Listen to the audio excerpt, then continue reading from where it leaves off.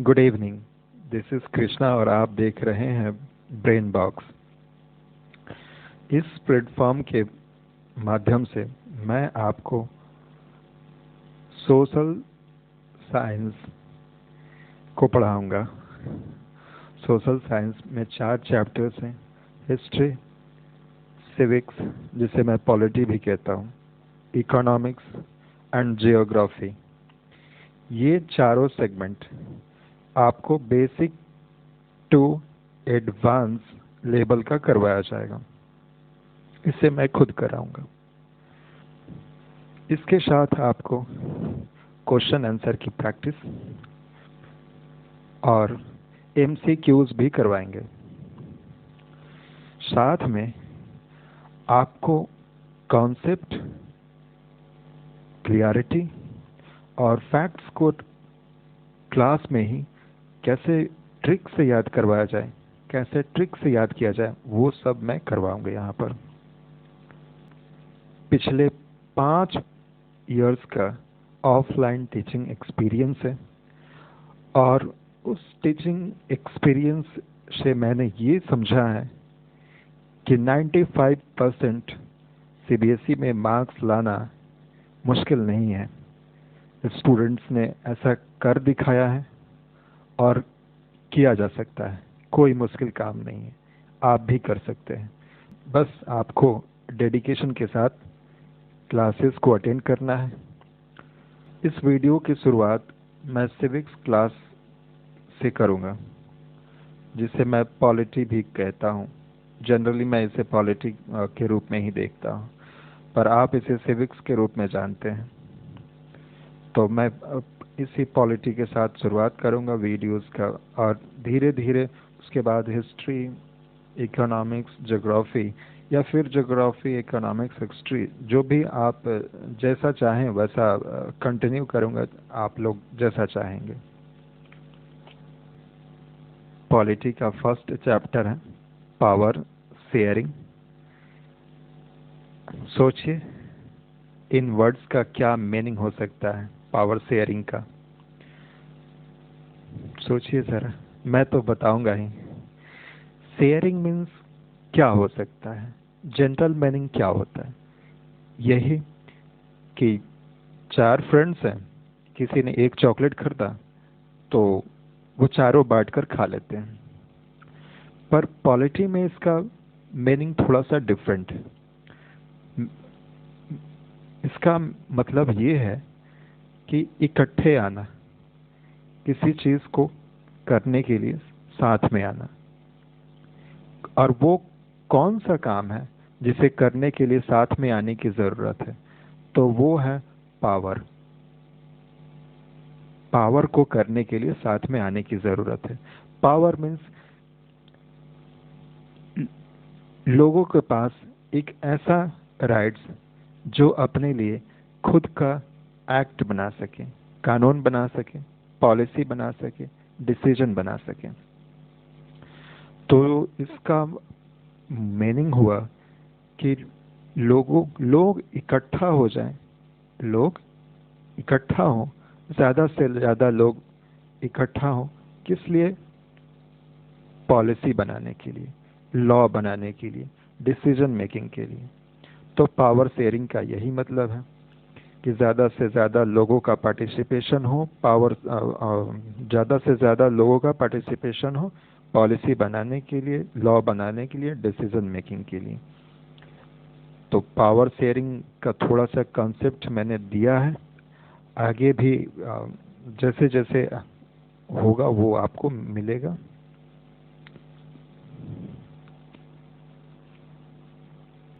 देखिए, power sharing का जो बेसिक कॉन्सेप्ट है वो ये है कि पहले किंग्स का शासन होता था। किंग अकेले ही शासन करते थे, सारे डिसीजन खुद ही लेते थे, चाहे एग्जीक्यूटिव हो, लेजिस्लेचर हो या जुडिशरी हो, सारे के सारे फैसले खुद ही लेते थे। तो क्या था कि पावर सेंट्रलाइज था, एक ही व्यक्ति के पास पावर था। तो पॉलिसीज कुछ इस तरह से बन जाते थे कि ज्यादातर लोगों को कोई उससे ज्यादा प्रॉफिट नहीं होता था। क्योंकि पावर एक ही आदमी के पास है, वो अपने दिमाग से अपने हिसाब से बना रहा है, बाकी लोगों के बारे में तो सोच भी नहीं पा रहा। तो इसी कॉन्सेप्ट को खत्म करने के लिए पावर को शेयर करने की बात की गई कि जो पावर है आपके पास कंसंट्रेटेड है वन वन पर्सन के पास, उसे डिस्ट्रीब्यूट किया जाए। डिस्ट्रीब्यूट किन के पास किया जाए? वहाँ के सिटीजन्स में, ताकि वो पावर को एंजॉय कर सके और अपने लिए अपने तरीके से पॉलिसीज को बना सकें। इसी कॉन्सेप्ट के साथ पावर शेयरिंग का स्टार्ट हुआ और जैसे जैसे डेमोक्रेसी बढ़ते गया, इसे और भी कंट्रीज में लागू किए गए और अच्छे तरीके से इन्हें इम्प्लीमेंट करने की पूरी कोशिश की गई। आप देखेंगे 3 केस जहां पर पावर शेयरिंग किया गया है और उनका पावर शेयरिंग कहीं डिफरेंट है, एक दूसरे से सबका डिफरेंट है, तीनों का पावर शेयरिंग डिफरेंट है। इंडिया का भी पावर शेयरिंग आप देखेंगे, लेकिन इसका अपना अलग है। एक स्टूडेंट है मिस्टर कंफ्यूज्ड। इनका सवाल है कि पावर शेयरिंग क्यों जरूरी है। इनके पीछे इनका एक लॉजिक है कि पहले के क्लासेस में इन्होंने पढ़ा था कि जब एक लकड़ी होता है तो उसे तोड़ना आसान होता है, जब वही लकड़ी गुच्छों में बन जाए, बंडल में बन जाए, तो उसे तोड़ना मुश्किल होता है। तो उसी कॉन्सेप्ट के सहारे मिस्टर कंफ्यूज चल रहे हैं। इनका मानना है कि अगर एक आदमी के पास रहेगा तो वो स्ट्रांग रहेगा, अगर उसे डिस्ट्रीब्यूट कर देंगे तो वो कमज़ोर हो जाएगा। तो मिस्टर कंफ्यूज इसी कॉन्सेप्ट पर अभी जी रहे हैं। ये इनका मानना है कि पीपल्स एंड ग्रुप्स का पार्टिसिपेशन गवर्नमेंट में जितना ज़्यादा होगा उतना ही बेहतर है, क्योंकि पावर जब कंसंट्रेट हो जाता है एक आदमी के पास तो वो अपने तरीके से पॉलिसीज बनाते हैं और बाकी लोग पीछे रह जाते हैं। तो मिस्टर कंफ्यूज्ड और मिस्टर कॉन्फिडेंट कि ये स्थिति है। देखते हैं मिस्टर कंफ्यूज्ड की क्लैरिटी कब जनरेट होता है पावर शेयरिंग को लेकर के। मिस्टर कंफ्यूज्ड पूछ रहे हैं कि why power sharing, power sharing की क्या ज़रूरत है भाई, ऐसा क्या ज़रूरत है कि पावर शेयर किया जाए। तो इन्होंने कहा कि ये ऑन डिमांड है। मिस्टर कॉन्फिडेंट का मानना है कि ये ऑन डिमांड है। जैसे जैसे कंट्रीज डेमोक्रेसी की ओर बढ़ता है, स्ट्रॉन्ग डेमोक्रेसी बनता है, या फिर किंग वाले शासन से डेमोक्रेसी वाले शासन की ओर कंट्री प्रोग्रेस करता है, तो वहाँ पर डिमांड होने लगती है पावर शेयरिंग का।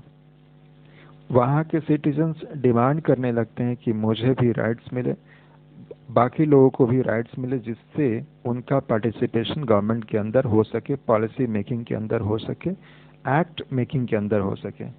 इससे क्या है कि नेशन स्ट्रांग होता है, यूनिटी बढ़ता है नेशन का, क्योंकि जब सब लोग पार्टिसिपेट करेंगे, सब लोग सेटिस्फाइड रहेंगे उस प्रोविजन से, तो जाहिर सी बात है नेशन स्ट्रांग होगा, लड़ाई झगड़ा का तो कोई सवाल ही पैदा नहीं होगा, बहुत रेयर होगा लड़ाई झगड़ा इस टाइप का। तो लॉन्ग टर्म में नेशन को स्ट्रांग करता है पावर शेयरिंग। तो ये मिस्टर कॉन्फिडेंट का विचार है कि जब से डेमोक्रेसी बढ़ा है, ऑन पावर शेयरिंग की डिमांड बढ़ी है। क्यों? क्योंकि उससे नेशन की यूनिटी बढ़ता है। तो ये मिस्टर कॉन्फिडेंट का स्टेटमेंट है, लेकिन अभी भी मिस्टर कंफ्यूज ही हैं। देखते हैं और कितना समय लेते हैं, पूरा चैप्टर तो नहीं ले लेंगे ना समझने में। ये टाइप्स ऑफ पावर शेयरिंग, बात यहाँ ये है कि गवर्नमेंट के अंदर कितने तरीके हो सकते हैं जिससे कि लोगों को उसमें शामिल किया जा सके। तो उसी को यहाँ पर देखना है कि कितने तरीके से लोगों को गवर्नमेंट में शामिल किया जा सकता है। तो मोटा मोटी हम लोग देखेंगे कि 3 तरीके हैं जिससे कि गवर्नमेंट के अंदर लोगों का पार्टिसिपेशन को बढ़ाया जा सकता है, पावर को शेयर किया जा सकता है, पावर को डिसेंट्रलाइज किया जा सकता है। पहला है कि जुडिशरी, एग्जीक्यूटिव, जुडिशरी, लेजिस्लेचर और एग्जीक्यूटिव, या लेजिस्लेचर, एग्जीक्यूटिव, जुडिशरी, इन तीनों के बीच पावर को शेयर किया जाए। दूसरा है कि central government, state government and local government ये मिलकर के पावर शेयर करें। या एक और नेक्स्ट, जिसमें लैंग्वेज बेसिस पर, रिलीजन बेसिस पर और कल्चरल बेसिस पर गवर्नमेंट में पार्टिसिपेट करें लोग। लैंग्वेज, रिलीजन एंड कल्चर, ये कैसे सब होता है वो आपको इसी चैप्टर में आगे देखने के लिए मिलेंगे कि किस तरह से language based power sharing Belgium के अंदर हुआ है, किस तरह से रिलीजन बेस्ड शेयरिंग हो रहा है, किस तरह से कल्चरल बेस्ड शेयरिंग हो रहा है, किस तरह से सेंट्रल, स्टेट और लोकल गवर्नमेंट के थ्रू पावर शेयरिंग हो रहा है, किस तरह से लेजिस्लेटिव, एग्जीक्यूटिव और जुडिशरी के थ्रू पावर शेयरिंग हो रहा है। तो ये सारे चीज़ आप लोग देखेंगे। खास करके इंडिया में ये दोनों पावर शेयरिंग आपको देखने के लिए मिल जाएंगे, और वो भी पूरे स्ट्रॉन्ग तरीके से। इसे हॉरिजॉन्टल पावर शेयरिंग कहते हैं और इसे वर्टिकल पावर शेयरिंग कहते हैं। एथनिक, एथनिक एक वर्ड आएगा आपको पढ़ने के लिए इस बुक में, तो मैंने सोचा कि उस स्टोरी को पढ़ने से पहले मैं एथनिक वर्ड को ही डिस्कस कर दूं, ताकि उस वक्त आपको कोई परेशानी ना होगा। तो एथनिक का मीनिंग होता है एक ही तरह की चीज़, एक ही ग्रुप की चीज़। जैसे आप जितना भी चाहें ग्रुप्स बना करके ग्रुप्स बना सकते हैं, और उन सभी ग्रुप्स को आप एथनिक के तौर पर देख सकते हैं। जैसे एक ऐसा ग्रुप जो हिंदी बोलता है, अब on the basis of Hindi आप एक ग्रुप बना सकते हैं, हिंदी स्पीकर्स ग्रुप। आप एक और ग्रुप बना सकते हैं, पंजाबी स्पीकर्स ग्रुप। आप एक और ग्रुप बना सकते हैं जो उर्दू बोलता है। तो आप जितना चाहे ग्रुप्स बना सकते हैं। इथनिक का मतलब ही होता है जातीय, जात। जात मीन्स ग्रुप, ग्रुपिंग। आप जिस स्कूल में पढ़ते होंगे तो या तो कभी कभी देखते होंगे कि कुछ स्कूल बोर्डिंग भी होता है, और कुछ बच्चे रोज घर से आते जाते भी हो जाते भी हैं, आते जाते रहते हैं, और कुछ लोग उसी स्कूल में रह करके पढ़ते हैं। तो उनका भी एक ग्रुप बन जाता है, एक बोर्डिंग वाले का ग्रुप और एक आने जाने वाले लोगों का ग्रुप। तो आप जितना चाहें ग्रुप्स बना सकते हैं। आप रिलीजन के बेस पर भी एथनिक ग्रुप बना सकते हैं। जैसे हिंदू लोग अपने हिंदू धर्म के बेस पर भी एक ग्रुप बना लेते हैं और बन जाता है। इस्लाम में भी आप देखेंगे कि इस्लाम धर्म के ऊपर भी ग्रुप बन जाता है। वैसे भी सिख और ईसाई, क्रिश्चियन सब में एक ग्रुप बन जाता है। आप देखेंगे कि ह्यूमन रेस के ऊपर भी एक ग्रुप बन जाता है। ह्यूमन रेस, जैसे मैं आर्यन ह्यूमन रेस का हूँ, तो एक ग्रुप बना लिए आर्यन ह्यूमन रेस वाला। कुछ लोग द्रविड़ ह्यूमन रेस के हैं, तो वो द्रविड़ ह्यूमन रेस वाले ग्रुप बना लेते हैं। कुछ मंगोलियन ग्रुप हैं, तो वो मंगोलियन ह्यूमन ग्रुप्स में बना लेंगे। वो उनका एथनिक ग्रुप मंगोलियन होगा, हमारा आर्यन होगा, उनका द्रविड़ होगा, कुछ का निग्रोइट होगा। तो ह्यूमन रेस के आधार पर भी आप एक ग्रुप का क्रिएशन कर सकते हैं। बेसिकली इस वर्ड का यूज आप बेल्जियम के केस स्टडी में देखेंगे। क्यों? वहां पर बेल्जियम वाले में आप देखेंगे कि लैंग्वेज बेस्ड ग्रुप्स बने हुए हैं, एथनिक ग्रुप्स, लैंग्वेज बेस्ड।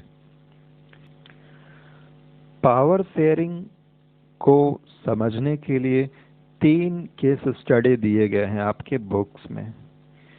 एक है बेल्जियम का, दूसरा है श्रीलंका का, और तीसरा है लेबनान का। तो ये तीनों केस स्टडी हम लोग आज इस चैप्टर में देखेंगे। देखते हैं कितना पूरा हो पाता है इस वीडियो में, एक वीडियो में कितना आ पाता है वो मैं देखता हूँ। तो सबसे पहले बेल्जियम का केस स्टडी को देखेंगे और उसका सॉल्यूशन भी देखेंगे, एक ही साथ दोनों देख लेंगे। हालांकि बुक में आपका दो जगह दिया हुआ है अलग अलग, लेकिन मैं कुछ इस तरह से सिलेबस को डिज़ाइन किया है कि बेल्जियम वाले और श्रीलंका वाले केस स्टडी दोनों एक ही साथ हो जाए, केस और सॉल्यूशन दोनों एक ही साथ मैं करवा दूं। तो इसमें बेल्जियम को मैं पहले करवाऊंगा। देखिए बेल्जियम की आप पहले मैप को देखिए किस स्थिति में है ये मैप। तो वेस्ट साइड में फ्रांस है कुछ इस तरह से, यहाँ से लेकर के यहाँ तक फ्रांस है, यहाँ पर लग्जमबर्ग है और इस साइड में जर्मनी है और इधर नीदरलैंड और इधर ओशन है। तो ये इसका मैपिंग है कुछ इस तरह से।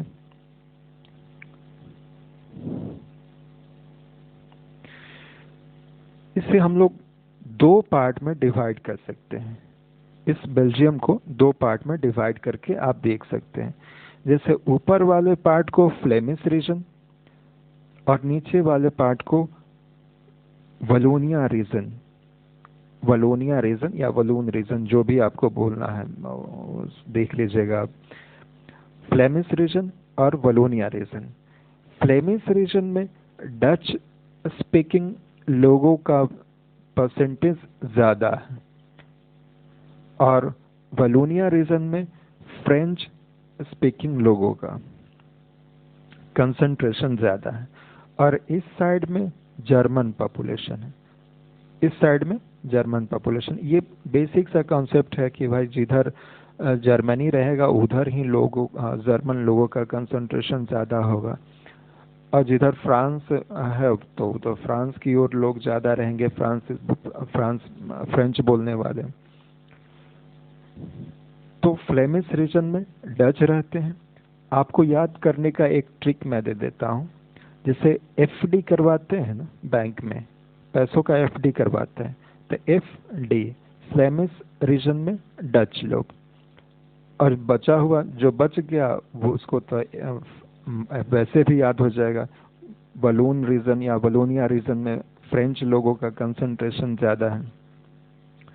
अब देखते हैं थोड़ा सा इनका पॉपुलेशन कंसंट्रेशन, कितना पॉपुलेशन है इनका, परसेंटेज वाइज देख लेते हैं। आई होप आपको दिख रहा होगा। डच 59%, फ्रेंच 40% और जर्मन लोग 1%। डच 59%, फ्रेंच 40% और जर्मन 1%।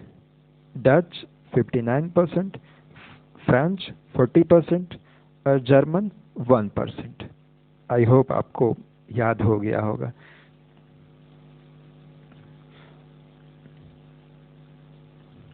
फिर से मैप को देखते हैं। दो रीजन, एक फ्लेमिश जिसमें डच रहते हैं एफडी, एक वलोनिया रीजन जहाँ फ्रेंच लोग रहते हैं, और एक है इसका कैपिटल ब्रसेल्स। ये कैपिटल है इसका ब्रसेल्स। यहाँ का पॉपुलेशन कंसंट्रेशन कुछ डिफरेंट है। 80% फ्रेंच लोग हैं और 20% डच लोग हैं। फ्रेंच लोग 80% और डच 20%। यहाँ पर इस फ्लेमिश रीजन में डच लोगों का परसेंटेज ज़्यादा है, लेकिन उस यहाँ पर कैपिटल में आप देखेंगे कि फ्रांसीसियों का ज़्यादा पॉपुलेशन है 80%। तो कैपिटल में फ्रांसीसी लोग ज़्यादा हैं और फ्लेमिश रीजन में डच लोग ज़्यादा हैं। या कंट्री वाइज भी देखें, पूरे ओवरऑल कंट्री में, तो डच लोग सबसे ज़्यादा है 59% पूरे ओवरऑल कंट्री में। बेल्जियम कंट्री में डच लोगों का परसेंटेज 59% और फ्रेंच लोगों का परसेंटेज 40% है। और कंसंट्रेशन कुछ इस तरह से कि फ्लेमिश रीजन में डच लोगों का ज़्यादा पॉपुलेशन है, तो वलोनिया रीजन में फ्रेंच लोगों का, और इधर जर्मन लोगों का, और वो जर्मन लोग 1% है। ये तो कुछ फैक्ट्स था जो आपको मैंने याद करवाने की कोशिश किया है। आई होप आपको याद हो गया होगा। बेल्जियम में आप देखे थे कि फ्रेंच लोगों का परसेंटेज कम था, वो 40% ही थे, और डच 59%। अभी अभी मैंने बात किया इस विषय पर। लेकिन देखिए, जो फ्रेंच स्पीकर्स हैं वो वेरी रिच हैं एंड पावरफुल हैं। रिच एंड पावरफुल, उनका परसेंटेज कम है पॉपुलेशन, लेकिन बहुत ज़्यादा रिच है, ज़्यादा रिसोर्सेज को इकट्ठा किए हुए हैं, ज़्यादा पावरफुल हैं। लेकिन डच लोग, इनका परसेंटेज ज़्यादा है 59%, पर एजुकेशन में, इकोनॉमिक डेवलपमेंट में ये लोग पीछे थे। धीरे धीरे इनका एजुकेशन और इकोनॉमिक डेवलपमेंट धीरे धीरे ठीक ठाक हो गया, और जब ठीक ठाक हो गया तो ये लोग डिमांड करने लगे कि हमारा पॉपुलेशन 59% है, फिर भी हमारे पास रिसोर्सेज की कमी है, हम लोग डिसीजन मेकिंग में कम है, वहाँ पर पार्टिसिपेशन हमारा कम है, गवर्नमेंट के अंदर डिसीजन मेकिंग में हमारा तो परसेंटेज ही नहीं है, बहुत कम मिनिस्टर्स हैं, जो कि हमारा पॉपुलेशन ज़्यादा है। ये कब होने लगा? ये 1950 टू 1960 के बीच ये सब बेल्जियम में हो रहा था। डच स्पीकर्स इस बात की मांग कर रहे थे कि जब हमारा पॉपुलेशन सबसे ज़्यादा है, उसके बावजूद गवर्नमेंट के अंदर हमारे मिनिस्टर्स क्यों कम हैं, हमारे पास रिसोर्सेज क्यों कम है, जो कि हम लोगों की जनसंख्या ज़्यादा है, पॉपुलेशन ज़्यादा है। तो इस चीज़ का डिमांड डच स्पीकर्स ने किया था, फ्रेंच स्पीकर्स ने नहीं। फ्रेंच स्पीकर्स तो पहले से ही रिच और पावरफुल हैं, तो डच स्पीकर्स ने ये गवर्नमेंट से मांग किया। तो गवर्नमेंट ने भी एक प्रोविजंस लाए। वो गवर्नमेंट सोचने लगे कि अब इस टेंशन को कैसे खत्म किया जाए, कैसे रिजॉल्व किया जाए। तो देखते हैं गवर्नमेंट ने क्या किया है, इस टेंशन से निपटने के लिए गवर्नमेंट ने क्या किया है। तो ये केस था, ये बेल्जियम का केस है। अब हम लोग बेल्जियम के सॉल्यूशन पर आएंगे कि बेल्जियम ने इस केस को किस तरह से हैंडल किया है। चलिए देखते हैं।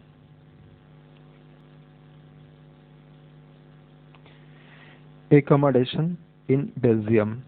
बेल्जियम में आप डाइवर्सिटीज को देखें, language based diversity, ethnic groups, language based ethnic groups. Ethnic means जात, जात तो आप समझ ही रहे, और जात मीन्स ग्रुप होता है। तो किस बेस पर ग्रुप बना हुआ है? लैंग्वेज के बेस पर। तो लैंग्वेज बेस्ड एथनिक ग्रुप्स हम लोग बेल्जियम में देखें, तो उस टेंशन से निपटने के लिए बेल्जियम में ने क्या किया, किस तरह के एकोमोडेशन यूज किए हैं, क्या क्या किए हैं, वो अब देखते हैं।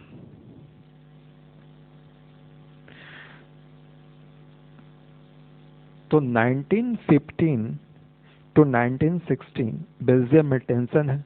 डच लोग सवाल पूछ रहे हैं गवर्नमेंट से कि हमारा पॉपुलेशन अधिक होने के बावजूद भी पार्टिसिपेशन क्यों कम है, हमारे मिनिस्टर्स क्यों नहीं है। तो इन्हीं सब को लेकर के बेल्जियम गवर्नमेंट ने कॉन्स्टिट्यूशन में अमेंडमेंट कर दिया, संविधान संशोधन कर दिए।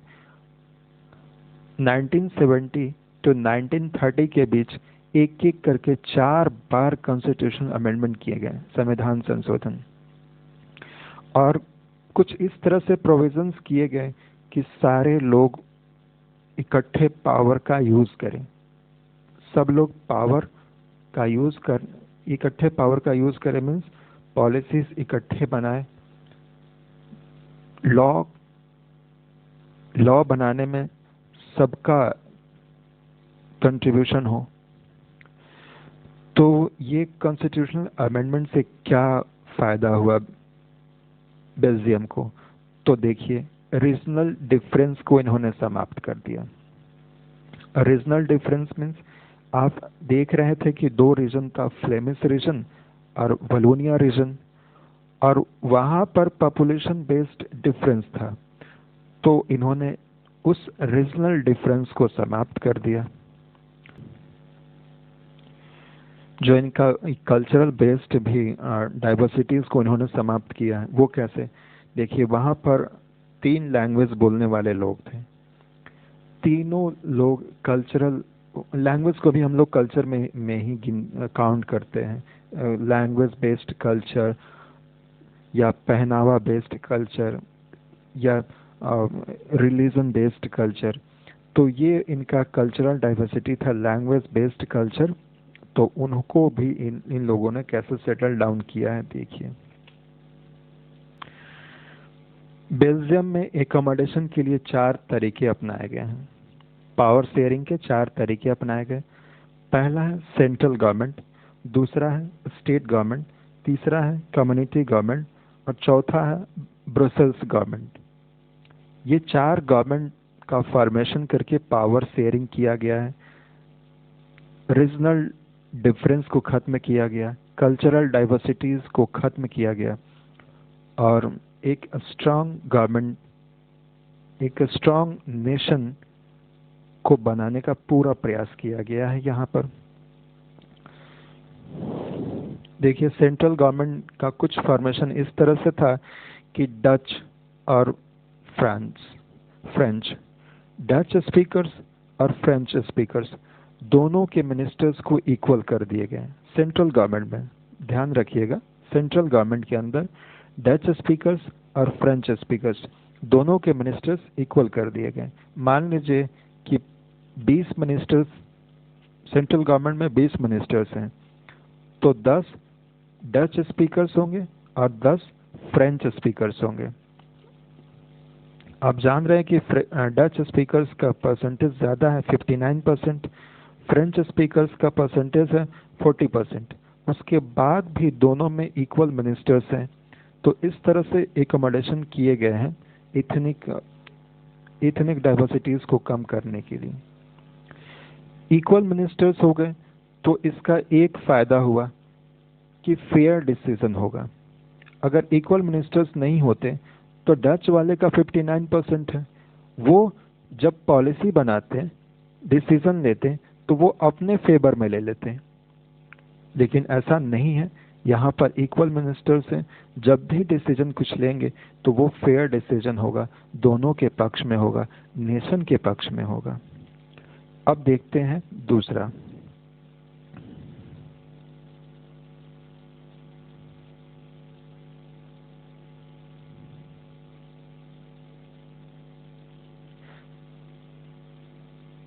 दूसरा पावर शेयरिंग का तरीका था स्टेट गवर्नमेंट। स्टेट गवर्नमेंट बना करके पावर को शेयरिंग किया गया। यहाँ पर 2 रीजन्स देखेंगे आप। 2 रीजन्स आप देखे थे, एक फ्लेमिश रीजन और दूसरा वलोनिया रीजन। तो 2 रीजन्स बना दिए गए,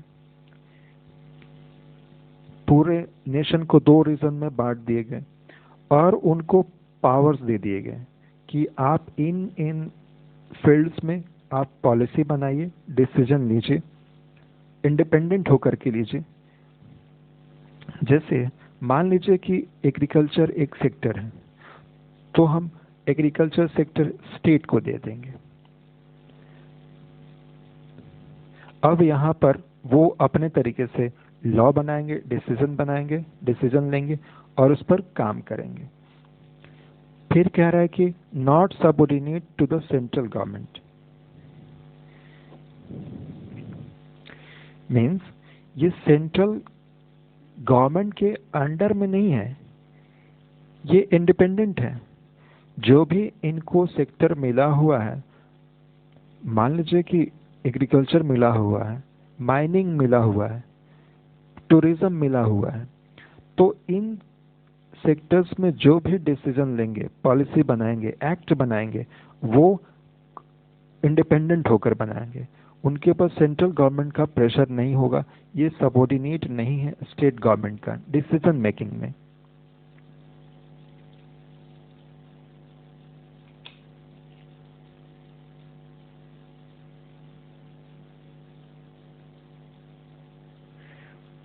अगला है कम्युनिटी गवर्नमेंट।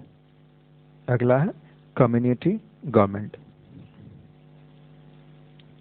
यहाँ पर पावर शेयरिंग कुछ इस तरह से किया गया है कि आप देखेंगे कि डच, फ्रेंच और जर्मन, डच, फ्रेंच और जर्मन, ये तीनों लैंग्वेज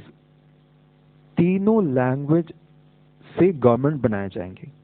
तीनों लैंग्वेज से कोई फर्क नहीं पड़ता कि डच वाले कहाँ रहते हैं, फ्लेमिश वाले कहाँ रहते हैं, फ्रांस वाले कहाँ, फ्रेंच बोलने वाले कहाँ रहते हैं और जर्मन बोलने वाले कहाँ रहते हैं। कोई ऐसा तो कोई रोड मैप है नहीं कि जर्मन वाले जो परसेंटेज 1% है वो इधर आप जो देख रहे थे जर्मन साइड में वो वहाँ पर ही होगा। ये तो ऐसा है नहीं। कुछ लोग यहाँ पर भी होंगे, कुछ लोग जर्मन यहाँ पर भी होंगे, कुछ जर्मन यहाँ पर भी होंगे, कुछ यहाँ पर भी होंगे। तो पूरे नेशन के अंदर जर्मन लोग फैले हुए होंगे। हाँ, ये है कि इस साइड में जर्मन लोगों की संख्या ज़्यादा है, पर वो हैं तो पूरे नेशन के अंदर फैले हुए। उसी तरह से डच लोगों का परसेंटेज यहाँ ज़्यादा है, इसका मतलब ये तो नहीं है कि वो बाकी नेशंस में कहीं और नहीं है, वो हर जगह है, फैले हुए हैं। तो इन्होंने क्या किया कि एक कम्युनिटी गवर्नमेंट बना दिया लैंग्वेज बेस्ड जर्मन लोगों का। इसमें जर्मन लोग ही वोट देंगे और अपना गवर्नमेंट एक बनाएंगे। उसी तरह से फ्रेंच लोग भी वोट देकर के एक अपना गवर्नमेंट बनाएंगे और डच लोग भी उस बनाएंगे। और जब गवर्नमेंट बन जाएगी तो वो काम क्या करेंगे, वो किन किन सेक्टर्स के ऊपर, किन किन सब्जेक्ट्स के ऊपर डिसीजन लेंगे, एक्ट बनाएंगे, ये मेन इशू था वहाँ पर। तो इस इशू को रिजॉल्व करने के लिए 3 सेक्टर्स को डिफाइन कर दिया गया, कल्चर, एजुकेशन एंड लैंग्वेज। कह दिया गया कि भाई आप कल्चरल बेस्ड पर कोई भी पॉलिसी बना सकते हैं, क्योंकि आपका अपना लैंग्वेज है, आपका अपना कल्चर है, तो आप अपने हिसाब से इस सेक्टर को देख लीजिए। आप अपने एजुकेशन को भी आप अपने हिसाब से देख लीजिए। कोई अगर चाहता है कि मेरा बच्चा जर्मन लैंग्वेज में पढ़ाई स्टार्ट करे तो वो जर्मन लैंग्वेज में कर सकता है, फ्रेंच में करना चाहे तो फ्रेंच में कर सकता है, नहीं तो नेशन का जो ओवरऑल लैंग्वेज ऑफिशियल लैंग्वेज होगा उसमें कर सकता है। तो एजुकेशन, लैंग्वेज और कल्चर को, ये 3 सेक्टर में काम करने के लिए कम्युनिटी गवर्नमेंट का फॉर्मेशन किया गया और इस तरह से पावर शेयरिंग किया जा रहा है। एक और बच गया है आपका ब्रसेल्स गवर्नमेंट, वो भी मैं देख लेता हूँ।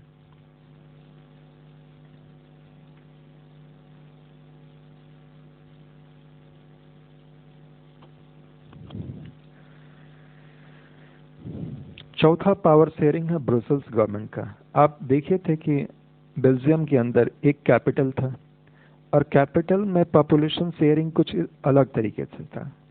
वहाँ पर फ्रेंच वाले ज़्यादा थे और डच वाले कम थे। फ्रेंच का 80% पॉपुलेशन था और डच वाले का 20%। लेकिन यहाँ की देखिए कॉन्स्टिट्यूशनल अमेंडमेंट कुछ इस तरह से किए गए हैं कि ब्रसेल्स गवर्नमेंट के अंदर, मतलब ब्रसेल्स जो कैपिटल है वहाँ पर जो गवर्नमेंट बना है उसमें इक्वल रिप्रेजेंटेशन है। फ्रांस वाले का फ्रेंच स्पीकिंग लैंग्वेज पॉपुलेशन 80% है और डच का 20%, लेकिन फिर भी इक्वल रिप्रेजेंटेशन है। ये सोचने वाली बात है यहाँ पर। वो ऐसा इसलिए हुआ है क्योंकि नेशन के अंदर डच लोगों का परसेंटेज ज़्यादा था 59% और फ्रेंच लोगों का 40%। तो वहाँ पर जब डच लोगों ने कंप्रोमाइज़ करके दोनों बराबर हो गए तो यहाँ पर क्यों नहीं हो सकते। इसीलिए फ्रेंच लोगों का कंसंट्रेशन 80% होने के बाद भी इक्वल रिप्रेजेंटेशन है। यानी कि गवर्नमेंट के अंदर जितने भी मंत्री हैं, अगर 10 मंत्री हैं तो 5 फ्रेंच लैंग्वेज के होंगे और 5 डच लैंग्वेज के होंगे। तो जो भी डिसीजन मेकिंग होगा, जो भी पॉलिसी बनेगा, जो भी गवर्नमेंट पॉलिसी बनाएगी वो फेयर होगा, नेशन के फेवर में होगा, लोगों के फेवर में होगा, कोई डिस्क्रिमिनेशन नहीं होगा। नहीं तो फ्रेंच वाले ज़्यादा थे, अगर इनके मंत्री मिनिस्टर्स 8 होते, टोटल मिनिस्टर्स का नंबर 10 है, उसमें से 8 फ्रेंच है, तो जो भी डिसीजन लेते तो वो अपने फेवर में ले लेते, तो फेयर डिसीजन नहीं होता, फिर डिस्क्रिमिनेशन शुरू होता, फिर टसल शुरू होता। इसलिए इक्वल रिप्रेजेंटेशन दिया गया है।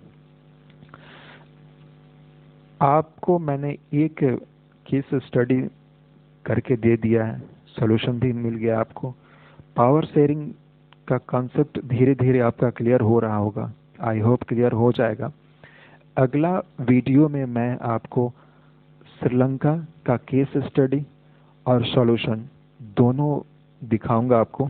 उसके बाद लेबनान का, और उसके बाद फॉर्म्स ऑफ पावर शेयरिंग, कितने तरीके हैं पूरे वर्ल्ड में जिससे पावर शेयरिंग किया जाता है। तरीके तो बहुत सारे हैं, लेकिन जो मोटा मोटी ओरिजिनल तरीके हैं उनके ऊपर हम लोग बात करेंगे। वीडियो बहुत लंबा होने वाला है, इसलिए मैंने इसे शॉर्ट कर दिया है। इसे मैं कोशिश करूंगा कि ये शॉर्ट ही वीडियो बने, जो आपको इम्पोर्टेंट फैक्ट्स है, जितना भी कॉन्सेप्ट है इम्पोर्टेंट, मैं उसे कवर करवा दूंगा। आपको बुक पढ़ने में कोई परेशानी नहीं होगा। आप बुक को पढ़िए, इसके बाद आप अच्छे तरीके से समझ पाएंगे, कोई परेशानी नहीं होगा। जितना फैक्ट्स होगा, मैंने बार बार उस फैक्ट्स को बोल बोल करके आपको याद करवाने की कोशिश किया है।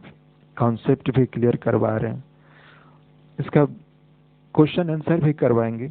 क्वेश्चन आंसर रटने की ज़रूरत नहीं है, वो हम आपको कुछ इस तरह से बताएंगे कि वो क्लियर हो जाएगा। ऑब्जेक्टिव टाइप्स क्वेश्चन भी, एमसीक्यूज भी करवाएंगे, घबराने की ज़रूरत नहीं है। सब कुछ होगा, 1 by 1 सब होगा। अभी पॉलिटी मैंने शुरू किया है, इसके बाद हिस्ट्री, ज्योग्राफी, इकोनॉमिक्स, जो भी आप कहेंगे वो हम शुरू कर देंगे। Thank you.